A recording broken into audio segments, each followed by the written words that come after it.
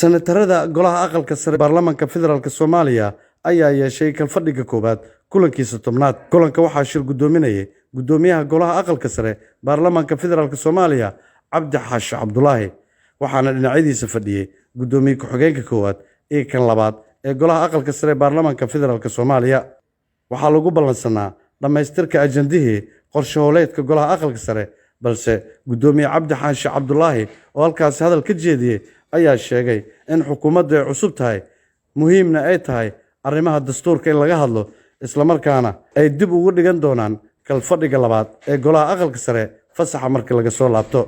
hawlaheena ugu muhiimsanina waxay noqon lahaayeen oo hortabinta inoo lehi waa dib u eegista sixitaanka iyo dhammaystirka dastuurka. maadaama ayna arrintaasi jirin, kalfadhigeennii koowaadna uu bilaabmay 14 Abriil kuna eg yahay maanta oo ay August tahay 14. waxaan isleeyahay waxaynu waxayna dib ugu dhiganaynaa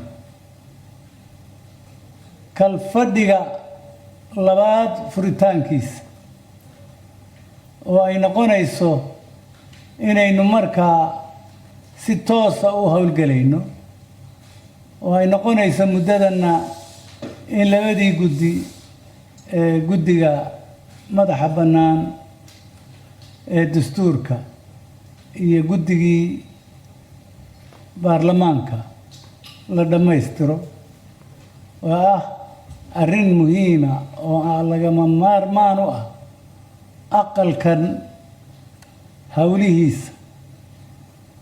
waa sixitaanka dastuurku aqalkan wuxuu u yahay muhiim. leys waan ognahay aqalkani hawlihiisa waxa weeye haddaan la sixin dastuurka, haddaan la sixin oo aqalkani yani waajibaadkiisa aan si ka duwan hadda siduu u yaalla dastuurka ugu yaalla aan lagu bedelin, waxaan filayaa hawlo aynu qaban karnaa ma jirto. Cabdi Xaashi Cabdulaahi, gudoomiyaha golaha aqalka sare baarlamaanka Soomaaliya, ayaa sheegay in aqalka uu furmay 14 Abriil, haatana la joogo 14 Agoosto, isla markaana la soo gaaray xilligii la xirayay shirkeenna. maadaama ay 14 August tahay, waa xiranaynaa ajandaheenna ku talagalkeennana waxaynu kalfadhiga labaad markuu inoo furmo ayaynu si fiican u diyaarsanaynaa oo aynu ugu howlgelaynaa.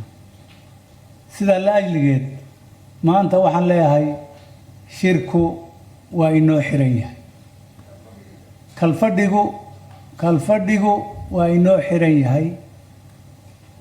October 15 qof kasta oo senatarihi iyo shaqaalihiisba waa inay aqalkan xaadir ku noqdaan.